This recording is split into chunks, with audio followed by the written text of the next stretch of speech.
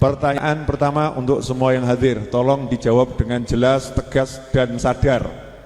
Jelas, tegas, dan sadar. Tuhanmu siapa? Tuhan kita siapa? Tuhan semuanya siapa? Alhamdulillah. Pertanyaan kedua, yang bisa ngasih Anda makan siapa? Yang bisa ngasih saya makan siapa? Yang bisa ngasih kita semua makan siapa? Yang bisa ngasih makan seluruh makhluk siapa? Pertanyaan ketiga, ada tidak selain Allah yang bisa ngasih makan? Tidak? Tidak ada. Oke. Yang bisa membuat Anda berhasil siapa? Yang bisa membuat Anda tidak berhasil siapa?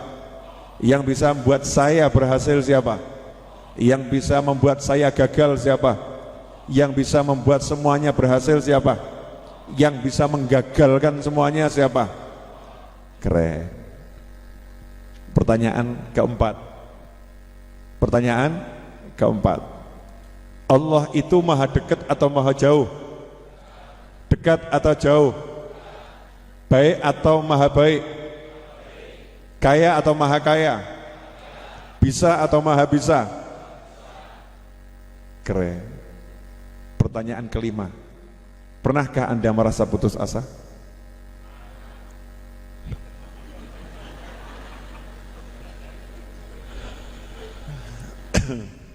Pernah?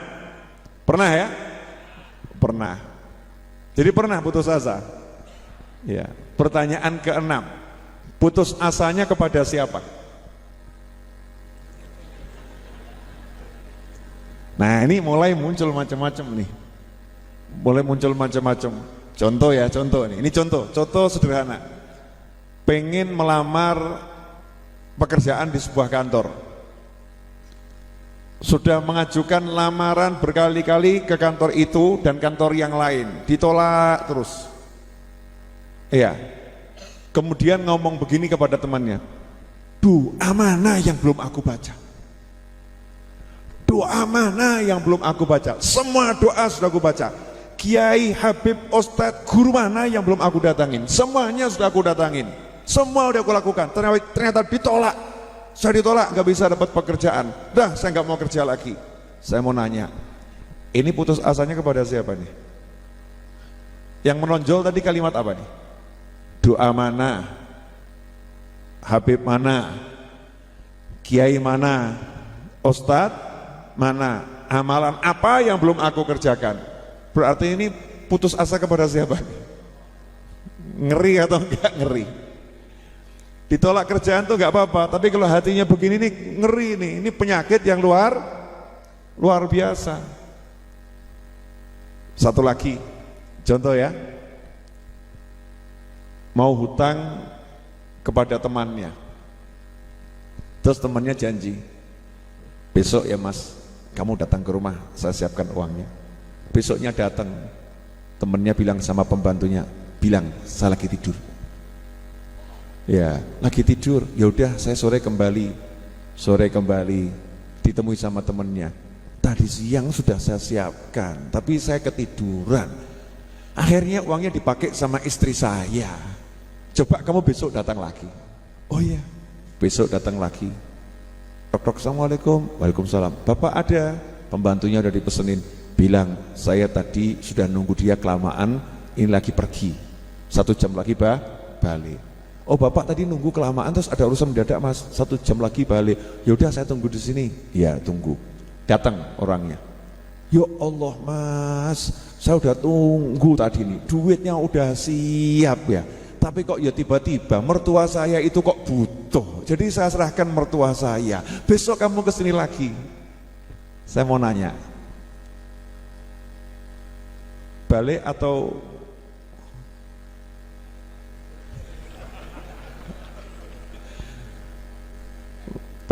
gimana? Ini kan apa namanya, kasus yang terjadi di masyarakat kita ini bentuknya beda-beda. Yang membuat seseorang itu jadi lemes, males gitu ya, terus nggak bergairah lagi, nggak semangat ya, karena dia salah berharap. Dia salah berharap. Berharapnya bukan kepada Allah, berharapnya kepada makhluk. Mintanya bukan kepada Allah, mintanya kepada makhluk. Iya, menggantungkan harapannya bukan kepada Allah, menggantungkan harapannya kepada makhluk. Sementara Allah sudah bilang dengan jelas, siapa yang baca surat ini 3 kali sama dengan khatam Al-Quran, 1 kali sama dengan sepertiga baca Al-Quran. Sehingga seorang sahabat habis sholat yang dibaca bukan surat yang lain, yang dibaca Al-Ikhlas terus setelah Fatihah, Al-Ikhlas terus.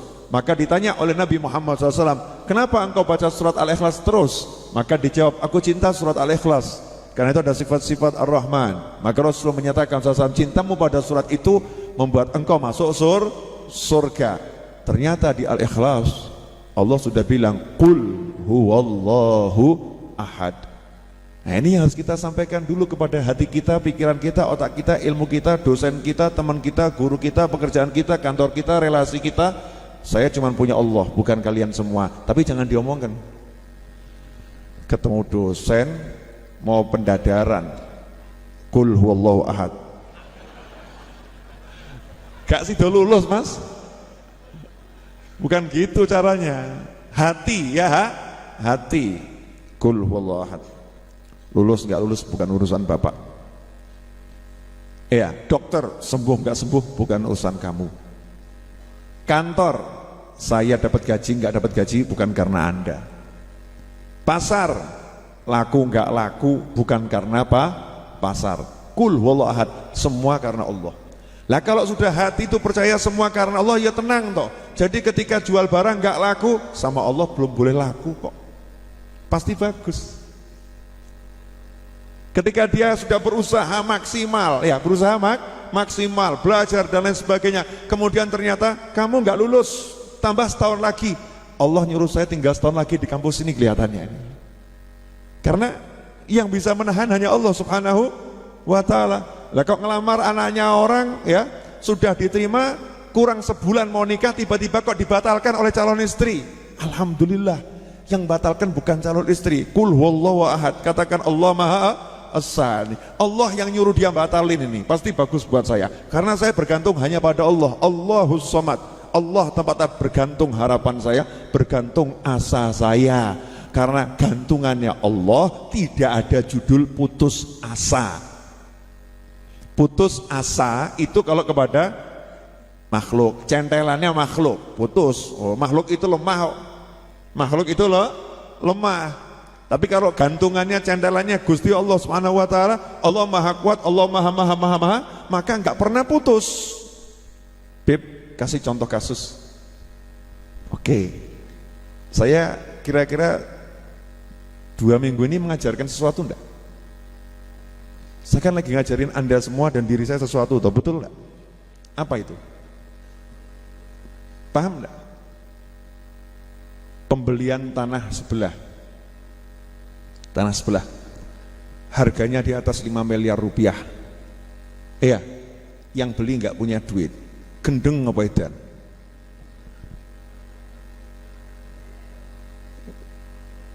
Gila atau waras nih? Wah, ngomong edan lo gak apa-apa.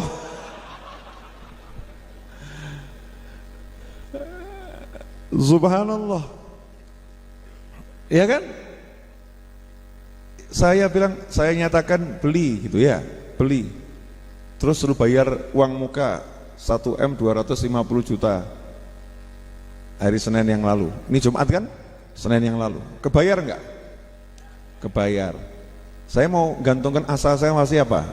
Sama jualan buku. Jenengan yang minta diskon terus.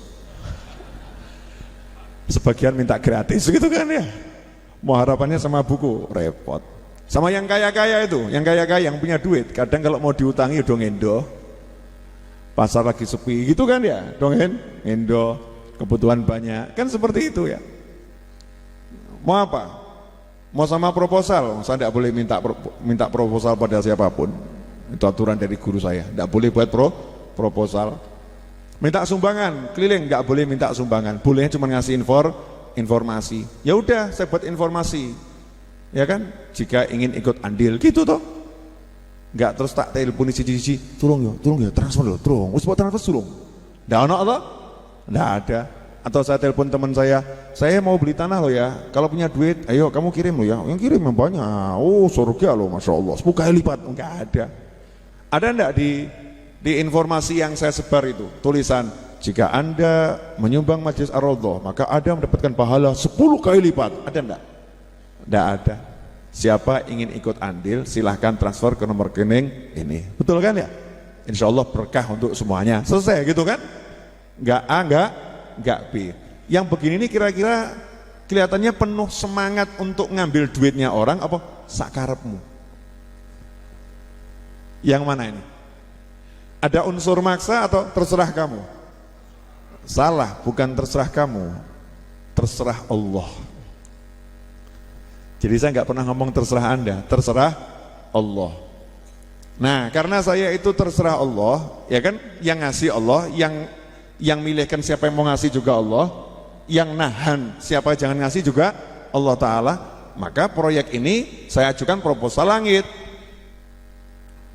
asanya ke langit. Gimana cara asa ke langit ini terwujud? Ya gampang, Allah tuh tidak minta apa-apa kok, ya kan? Allah cuma ngajarin, kalau kamu pengen ya mintalah. Udah, saya doa minta, sudah, betul kan? Saya minta doa dari orang banyak juga sudah. Minta doa dari orang tua juga sudah. Kamu usaha, bisanya apa? Tembokku dewe tak jebol sih. Duk temboknya sendiri kita bongkar, betul kan?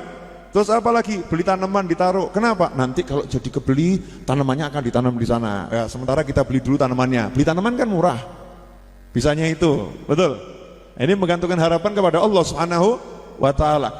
Jadi orang yang harapannya kepada Allah, dia akan melakukan apa yang dia bisa karena dia yakin Allah melihat kerjanya, Allah melihat usahanya. Nah, apapun yang bisa dilakukan, digantungkan asanya kepada Allah, di proposalnya disodorkan pada Allah. Ini loh ya Allah, ini loh ya Allah, ini loh ya Allah, ini loh ya Allah. Ke situ terus, ya ke situ terus.